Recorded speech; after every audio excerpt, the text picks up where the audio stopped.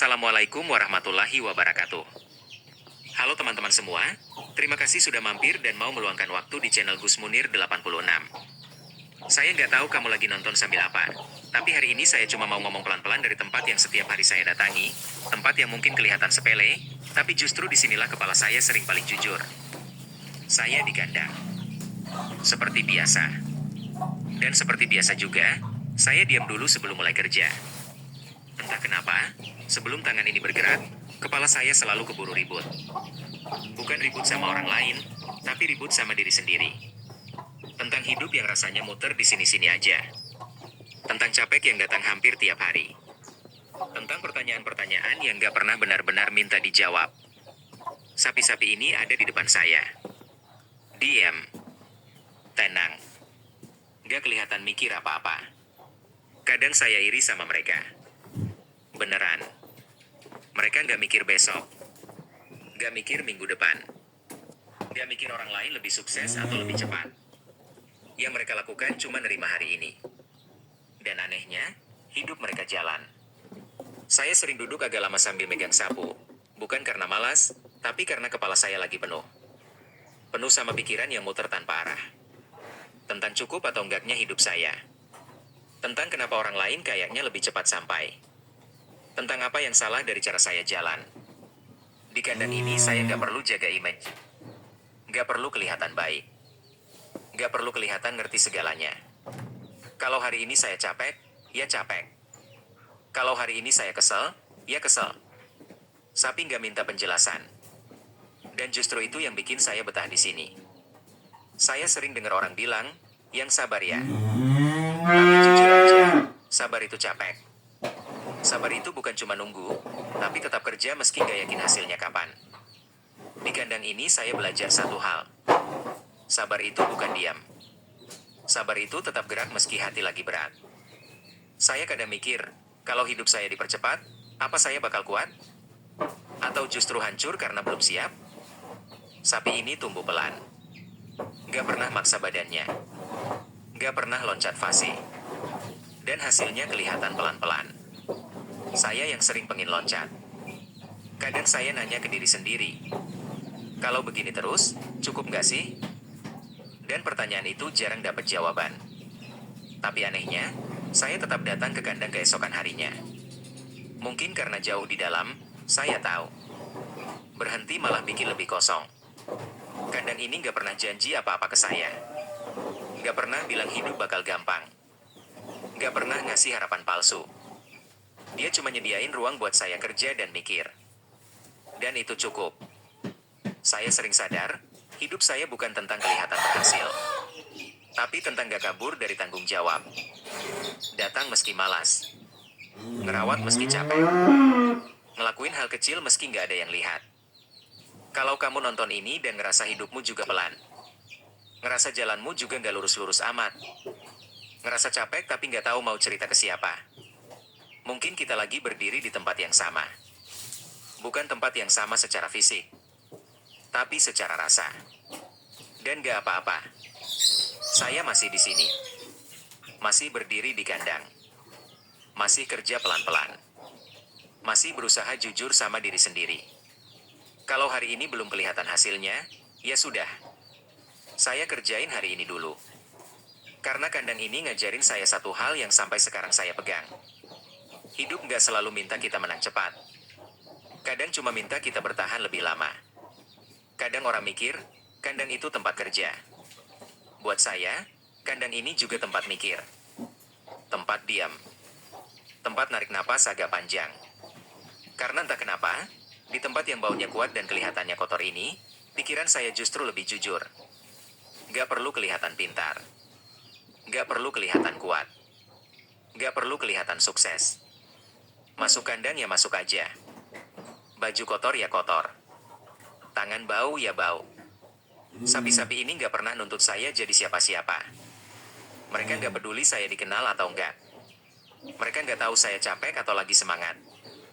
Mereka cuma tahu, hari ini saya datang atau enggak. Dan dari situ saya sering kepikiran, hidup juga kayak gitu. Hidup gak peduli alasan kita. Gak peduli cerita panjang kita. Yang penting kita hadir atau enggak. Saya sering duduk lama sambil ngeliatin sapi ngunyah. Pelan, teratur, gak kelihatan buru-buru. Kalau dipikir-pikir, saya ini sering kalah sama sapi. Bukan kalah kuat, tapi kalah tenang. Kepala saya ribut sendiri, sementara mereka fokus sama apa yang ada di depan mulut. Saya kadang iri sama kesederhanaan itu. Banyak orang nanya, capek nggak sih hidup kayak gini? Jawaban jujurnya, capek. Tapi bukan capek yang bikin pengen kabur. Capek yang bikin pengen diam sebentar, lalu lanjut lagi. Capek itu bukan musuh. Yang jadi masalah itu capek tapi maksa pura-pura kuat. Di kandang ini saya nggak perlu pura-pura. Kalau capek, ya capek. Kalau kesel, ya kesel. Kalau bingung, ya bingung. Nggak ada yang nuntut saya harus kelihatan baik-baik aja. Kadang saya mikir, kenapa hidup saya muternya di sini-sini terus? Kenapa belum kemana-mana? Kenapa masih ngurusin hal-hal yang kelihatannya kecil? Terus saya sadar, mungkin hidup saya bukan tentang cepat. Mungkin hidup saya tentang tahan. Tahan bangun pagi meski malas. Tahan kerja meski hasil belum jelas. Tahan ngerawat meski belum kelihatan balikannya. Sapi ini nggak pernah protes soal makan hari ini. Kalau ada, dia makan. Kalau kurang, dia tetap makan. Nggak drama. Manusia kebanyakan drama. Termasuk saya. Saya sering mikir kejauhan. Sering ngerasa kurang. Sering bandingin diri sama hidup orang lain. Padahal kandang ini nggak pernah bandingin saya sama siapa-siapa. Di sini saya cuma ditanya, hari ini kamu bersin atau kamu tinggalin? Ada hari di mana badan saya jalan, tapi kepala saya berat. Ada hari di mana tangan kerja, tapi hati kosong. Dan anehnya, sapi-sapi ini tetap hidup normal. Seolah bilang, hidup nggak nunggu kamu siap. Dan mungkin itu yang bikin saya masih bertahan. Karena kalau nunggu siap, saya nggak akan jalan kemana-mana. Kandang ini ngajarin saya satu hal penting. Yang pelan itu bukan berarti kalah. Yang sederhana itu bukan berarti gagal. Sapi nggak pernah kelihatan sibuk, tapi hasilnya ada. Saya yang sering kelihatan sibuk, tapi hasilnya kadang belum kelihatan. Di situ saya belajar ngerem ego. Saya nggak tahu siapa yang nonton ini. Mungkin kamu lagi kerja. Mungkin lagi istirahat. Mungkin lagi capek sama hidup tapi nggak tahu mau cerita ke siapa. Kalau iya, duduk aja sebentar. Nggak usah mikir jauh-jauh. Nggak usah cari jawaban. Kadang hidup nggak butuh solusi. Cuma butuh ditemenin. Saya sering ditemenin sapi tanpa mereka tahu. Mereka nggak ngasih nasihat. Nggak ngasih ceramah. Cuma ada. Dan kadang itu cukup. Saya masih di sini. Masih ngelakuin hal yang sama. Masih ngerawat dengan kemampuan yang ada. Bukan karena saya yakin bakal berhasil besar. Tapi karena kalau saya berhenti, saya nggak tahu mau jadi apa. Dan kandang ini, selama saya datang, selama saya pegang sapu, selama saya isi tempat pakan, dia nerima saya apa adanya. Kalau hidup kamu lagi berat, kalau langkah kamu lagi pelan, kalau hasil kamu belum kelihatan, mungkin kamu juga lagi ada di fase kandang. Dan gak apa-apa. Kadang saya duduk di sini agak lama. Bukan karena gak ada kerjaan, tapi karena kalau dipikir-pikir, hidup saya banyak kebacanya justru di tempat begini. Di kandang. Di bau yang orang lain pengin cepet-cepet ditinggalin. Di suara sapi ngunyah yang kalau didengerin lama-lama malah bikin kepala adem. Saya sering mikir, kenapa ya hidup saya muternya di sini-sini aja? Pagi kandang, siang kandang, sore kandang. Kadang pulang badan capek, tangan bau, baju nggak enak dipakai nongkrong. Tapi anehnya, tiap mau ninggalin tempat ini lama-lama, hati malah nggak tenang. Sapi-sapi ini diam. Nggak banyak tingkah. Nggak banyak maunya. Mereka nggak nanya saya capek atau enggak. Nggak peduli saya lagi banyak pikiran atau lagi senang. Yang mereka tahu cuma satu, hari ini dirawat atau enggak. Dan jujur aja, itu nusuk. Karena hidup juga gitu. Nggak peduli kita lagi pengen nyerah atau pengen lanjut. Yang ditanya cuma, kamu jalan atau berhenti? Saya sering ketemu orang yang ngomong, wah enak ya ternak sapi. Saya cuma senyum. Gak saya jelasin panjang-panjang. Karena yang kelihatan enak itu cuma hasil akhirnya. Yang gak kelihatan itu bangunnya. Ngangkat pakan. Bersihin kotoran. Ngecek satu-satu badan sapi. Mikirin kalau ada yang sakit, uang dari mana. Di kandang ini, gengsi gak kepake. Mau kamu lulusan apa? Mau kamu pintar ngomong apa? Tetap aja kalau kotoran numpuk ya harus dibersihin. Gak bisa ditunda, gak bisa diwakilin sama omongan. Kadang saya kesel. Kesel sama keadaan. Kesel sama diri sendiri. Ngerasa sudah usaha, tapi kok hasilnya segini-gini aja. Ngerasa sudah sabar, tapi kok hidup gak cepat berubah. Terus saya lihat sapi ini. Pelan. Tenang. Gak kelihatan buru-buru. Tapi badannya pelan-pelan berubah. Isinya nambah. Tenaganya kelihatan. Dan di situ saya keinget, jangan-jangan yang salah bukan prosesnya, tapi saya yang kebanyakan pengin cepat. Sapi nggak pernah bohong. Kalau dia kurus, ya karena perawatannya kurang. Kalau dia sehat, ya karena dirawat benar. Dia nggak bisa pura-pura. Manusia beda. Bisa pura-pura kuat padahal capek. Bisa pura-pura ikhlas padahal kesel. Bisa pura-pura sabar padahal pengin marah. Di kandang ini saya nggak perlu pura-pura. Capek ya capek. Bau ya bau. Kotor ya kotor. Aneh ya, justru di tempat yang paling gak rapi ini, saya ngerasa paling jujur sama diri sendiri. Kadang saya diam lama sambil megang sapu. Kepala muter mikirin hidup. Tentang cukup atau enggaknya. Tentang besok gimana. Tentang sampai kapan kuat kayak gini. Sapi-sapi ini tetap makan. Tetap ngunyah. Tetap hidup. Seolah bilang, ya sudah, kerjain aja hari ini. Besok urusan besok. Di sini saya belajar, hidup itu bukan tentang terlihat sukses. Tapi tentang tetap jalan meski pelan. Tetap ngerawat meski capek. Tetap datang meski kadang pengin gak datang. Saya nggak tahu orang lain ngelihat hidup saya kayak gimana. Yang jelas, kandang ini nggak pernah ngejek saya. Nggak pernah merendahkan saya. Nggak pernah nanya kenapa belum kaya.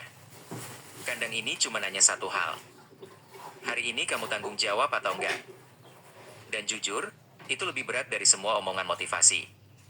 Saya bikin konten ini bukan buat kelihatan kuat. Justru karena kadang saya ngerasa lemah. Dan tempat ini jadi saksi saya jatuh bangun tanpa penonton. Kalau kamu lagi nonton ini sambil ngerasa hidupmu berat, mungkin kamu lagi di fase kandang juga. Fase dimana kerja nggak kelihatan. Fase dimana capek nggak dipuji. Fase dimana hasil belum kelihatan, tapi ninggalin tanggung jawab rasanya salah. Kalau iya, kita sama. Saya nggak punya janji hidup bakal gampang.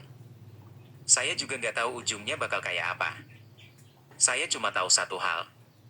Selama saya masih mau datang ke kandang ini. Selama saya masih mau bersihin, ngasih makan, ngerawat, hidup saya belum berhenti.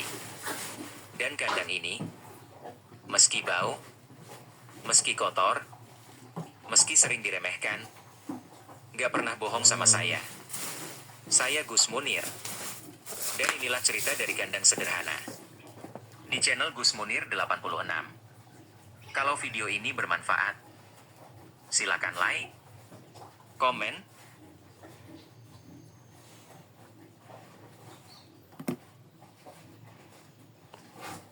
Bab 1, Mimpi di atas lembah Kedungwaru. Di Dukuh Kedungwatu, Desa Kedungwaru, Kecamatan Kunduran, Kabupaten Blora, tepat di atas lereng yang menghadap lembah Sungai Bengawan Solo, berdiri sebuah peternakan sapi yang dikelola oleh seorang pemuda berusia 22 tahun bernama Dens Bagus Munir, atau yang akrab dipanggil Dens. Latar belakang Dens tak jauh berbeda dengan kebanyakan pemuda di desa itu. Dia besar di tengah keluarga petani dan peternak, dan sejak kecil sudah membantu ayahnya merawat sapi. Ketika ayahnya sakit parah 2 tahun yang lalu, Dens dengan sukarela mengambil alih tanggung jawab mengelola peternakan yang hanya memiliki 8 ekor sapi saat itu. Banyak tetangga yang mengkhawatirkan. Dens, kamu masih muda kok, bukannya lebih baik kalau kamu cari kerja di kota atau kuliah dulu? Tante Minah, tetangga sebelah, sering berkata padanya setiap kali bertemu di jalan desa. Dens selalu tersenyum dan menjawab, Tante, ini adalah warisan ayahku, dan aku merasa ada tujuan bagiku di sini. Selain itu, Sapi-sapiku sudah seperti keluarga bagiku. Peternakannya yang diberi nama Peternakan Sapi Mutiara terletak di pinggir jalan desa yang menghubungkan Kedungwaru dengan Kunduran. Di sana, Dance tinggal di rumah bambu yang dibangun oleh kakeknya, dengan kandang sapi yang dia renovasi sendiri agar lebih nyaman bagi hewan peliharaannya. Sapi-sapinya memiliki nama masing-masing: Mutiara, Permata, Bulan, Bintang, Cahaya, Harapan, Sejahtera, dan Bahagia. Bab 2, Tantangan dari Pasar yang Tidak Menentu. Pada awal tahun, harga daging sapi di pasar lokal turun drastis karena masuknya pasokan dari luar daerah dengan harga lebih murah. Di saat yang sama, harga pakan ternak dan obat-obatan terus meningkat. Dance mulai kesulitan memenuhi kebutuhan dasar peternakannya, bahkan biaya untuk membayar listrik dan air pun menjadi beban. Apalagi, salah satu sapi terbaiknya, Mutiara, sedang hamil dan membutuhkan perawatan khusus. Dance harus menghabiskan sebagian besar uangnya untuk membeli makanan bergizi bagi Mutiara dan membayar dokter hewan untuk memeriksanya secara rutin. Suatu sore, setelah menjual 2 ekor sapi dengan harga yang jauh di bawah nilai sebenarnya, Dance duduk pelan di depan kandang sambil melihat matahari terbenam di atas lembah Bengawan Solo. Dia merasa lelah dan bingung apakah keputusannya untuk tetap menjadi peternak benar-benar tepat. Saat malam tiba dan semua sapi sudah tidur, Dance masih duduk di sana. Tiba-tiba, dia mendengar suara lembut dari arah kandang Mutiara. Ketika dia mendekat, dia melihat Mutiara sedang melihatnya dengan mata yang penuh perhatian, dan seolah-olah ingin mengatakan sesuatu. "Kau khawatir bukan, Mutiara?" bisik Dance sambil menyentuh kepala sapi itu dengan lembut. "Aku juga tidak tahu bagaimana cara menghadapi semua ini." Pada malam itu, Dance mengalami mimpi yang sangat jelas. Dia melihat semua sapi di peternakannya berdiri di atas bukit yang menghadap Sungai Bengawan Solo, dan Mutiara berdiri di depan semua sapi. Bab 3, Rahasia dari Sungai Kuno. "Kamu telah merawat kita dengan sepenuh hati, Dance," suara Mutiara terdengar jelas di dalam mimpi. "Kita tahu kamu sedang menghadapi kesulitan besar, tapi jangan pernah menyerah. Ada sesuatu yang perlu kamu ketahui tentang dukuh kita ini." Mutiara kemudian mengajak Dance ke tepian Sungai Bengawan Solo, ke sebuah tempat yang jarang dikunjungi orang, sebuah rawa kecil yang dikelilingi oleh pepohonan aren dan bambu. "Di bawah rawa ini," ujar Mutiara, "tersembunyi sumber air yang memiliki khasiat khusus. Air ini bukan hanya bisa membuat tanah lebih subur, tapi juga bisa membuat rumput yang tumbuh di sekitarnya menjadi sangat bergizi bagi kita sapi. Kakekmu dulu tahu tentang rahasia ini, tapi dia tidak pernah memberitahu siapapun karena dia menunggu orang yang tepat untuk menjaganya." "Siapa orang yang tepat itu?" tanya Dance dengan penasaran. "Orang yang tidak hanya berpikir untuk diri sendiri, tapi juga untuk kesejahteraan semua orang di desa ini," jawab Permata, salah satu sapi muda yang ikut menyertainya. "Kamu sudah menunjukkan bahwa kamu adalah orang itu, Dance. Kamu selalu berbagi pakan dengan tetangga yang kesusahan, dan kamu pernah membantu menyembuhkan sapi tetangga meskipun kamu sendiri sedang kekurangan uang." Dalam mimpi itu, sapi-sapinya juga memberitahu Dance tentang cara membuat makanan tambahan untuk sapi dari bahan-bahan alami yang ada di sekitar desa, seperti dedaunan pepohonan tertentu, akar talas, dan biji-bijian yang bisa ditemukan di lereng bukit. Mereka juga menjelaskan tentang sistem pemeliharaan sapi yang lebih baik agar mereka tetap sehat dan menghasilkan lebih banyak susu serta daging berkualitas tinggi. Bab 4, Mengungkap Rahasia untuk Kesejahteraan Bersama. Ketika Dance bangun keesokan paginya, dia langsung pergi ke tempat yang dia lihat di dalam mimpi. Di tepian Sungai Bengawan Solo, tepat di belakang pepohonan aren yang tinggi, dia menemukan rawa kecil yang disebutkan Mutiara. Dengan bantuan beberapa alat yang dia punya, Dance membersihkan sekitar rawa dan menemukan sumber air kecil yang mengalir dengan jernih dari bawah tanah. Dia mengambil sedikit air dan mencicipinya, rasanya sangat segar dan menyegarkan. Dalam beberapa hari, dia menanam rumput di sekitar sumber air itu, dan sungguh saja, rumput tumbuh dengan sangat cepat dan berwarna hijau pekat. Ketika dia memberikannya kepada sapi-sapinya, mereka makan dengan lahap dan dalam beberapa hari terlihat lebih sehat dan aktif. Tidak lama kemudian, Mutiara melahirkan anak sapi betina yang sehat dan kuat. Dance memberi nama anak sapi itu Kemuning, karena bulunya berwarna kekuningan yang indah. Namun ingat dengan pesan sapi-sapinya, Dance tidak menyembunyikan rahasia ini untuk diri sendiri. Dia mengumpulkan semua peternak sapi di desa Kedungwaru dan membawanya ke sumber air baru itu. "Teman-teman sekalian," katanya dengan suara tegas, "kami semua sedang menghadapi kesulitan karena harga pakan yang mahal dan pasar yang tidak menentu. Tapi saya menemukan sesuatu yang bisa membantu kita semua. Mari kita bekerja sama untuk mengembangkan sumber ini dan membuat peternakan kita lebih baik."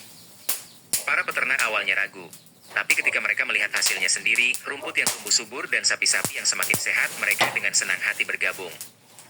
Mereka membentuk kelompok kerjasama yang diberi nama Kelompok Peternak Sapi Kedung Watu Sejahtera. Bab 5. Peternakan yang menginspirasi. Bersama-sama, para peternak membersihkan dan memperluas area di sekitar sumber air. Mereka membuat saluran irigasi kecil untuk mengalirkan air ke lahan rumput yang mereka kelola bersama. Dance mengajarkan semua orang tentang cara membuat makanan tambahan alami untuk sapi dan cara merawat kesehatan sapi dengan baik. Mereka juga bekerja sama dalam pemasaran, mereka menjual hasil ternak mereka secara bersama ke pasar-pasar di Blora dan kota-kota sekitar dengan harga yang lebih baik, karena kualitas daging dan susu mereka jauh lebih tinggi dibandingkan dengan yang dijual di pasar biasa. Tak lama kemudian, nama peternakan sapi Mutiara dan Kelompok Peternak Sapi Kedung Watu Sejahtera mulai dikenal di seluruh Kabupaten Blora. Banyak pemuda dari desa lain yang datang untuk belajar dari mereka, dan pemerintah daerah memberikan bantuan dalam bentuk pembangunan fasilitas peternakan yang lebih baik. Suatu malam, ketika semua sapi sudah tenang dan tidur, Dance duduk di depan kandang Mutiara sambil mengelus kepala kemuning yang sedang menyusu. Mutiara melihatnya dengan mata yang penuh cinta dan penghargaan. Seolah-olah dia bisa berkata, "Kamu telah melakukan yang terbaik, Dance. Kakekmu akan bangga padamu." Dance tersenyum dan berbisik, "Terima kasih untuk semua yang telah kamu berikan padaku, Mutiara. Tanpamu dan teman-teman sapi lainnya, aku tidak akan pernah bisa sampai di titik ini." Bab 6. Mimpi yang menjadi kenyataan. Setelah setahun berlalu, peternakan sapi Mutiara telah berkembang menjadi salah satu peternakan terbaik di Kabupaten Blora, dengan jumlah sapi yang mencapai lebih dari 50 ekor. Kelompok kerja sama mereka telah memiliki lebih dari 30 anggota, dan banyak dari mereka yang telah mampu meningkatkan taraf hidup keluarga mereka. Dance juga membangun sebuah pusat pelatihan peternakan sapi di Duku Kedung Watu, yang tidak hanya mengajarkan tentang cara merawat sapi dengan baik, tapi juga tentang pentingnya menjaga kelestarian alam dan bekerja sama untuk kesejahteraan bersama. Pada hari peringatan tahunan kelompok kerja sama mereka, semua anggota berkumpul di halaman peternakan Dance. Ketua kelompok, Pak Suroto yang telah berusia lanjut, berdiri dan berkata, "Sebelum kita semua bekerja sama, hidup kita sebagai peternak sangat sulit. Tapi berkat Dance, pemuda-muda yang memiliki hati yang besar dan tekad yang kuat, kita semua bisa merasakan perubahan yang luar biasa." Dia menunjukkan bahwa usia bukan penghalang untuk mencapai sesuatu yang besar, dan bahwa kerjasama adalah kunci untuk meraih kesuksesan yang abadi. Saat suara tepuk tangan bergema di sekitar peternakan, Dance berdiri dan berkata sambil melihat ke arah kandang sapi-sapinya, "Saya hanya melakukan apa yang saya rasa benar. Dan saya tidak bisa melakukannya sendirian, saya memiliki teman-teman terbaik di peternakanku yang selalu memberikan inspirasi padaku setiap hari." Di baliknya, sapi-sapinya sedang melihatnya dengan mata yang penuh bangga. Mutiara mengangguk perlahan, seolah-olah menyetujui setiap kata yang keluar dari mulut Dance. Di Duku Kedung Watu, matahari terbenam di atas lembah Bengawan Solo dengan pemandangan yang sangat indah. Dan di sana berdiri seorang pemuda berusia 22 tahun yang telah membuktikan bahwa dengan kerja keras, kebaikan hati, dan semangat kerja sama, setiap mimpi bisa menjadi kenyataan. Bekerja sama bukan hanya tentang membantu satu sama lain, itu tentang membangun masa depan yang lebih baik bagi semua orang. Apakah kamu ingin saya tambahkan? Penutup cerita. Setelah acara peringatan kelompok kerja sama selesai, Dance berdiri di depan semua tamu dan mengangkat mikrofon dengan lembut. Matanya bersinar penuh semangat saat dia berbicara. "Teman-teman sekalian, hari ini kita merayakan kesuksesan yang kita raih bersama, kesuksesan yang tidak mungkin terwujud tanpa kerja keras dan gotong royong kita semua. Tapi saya ingin berbagi sesuatu dengan kalian semua. Sebelum saya menemukan kekuatan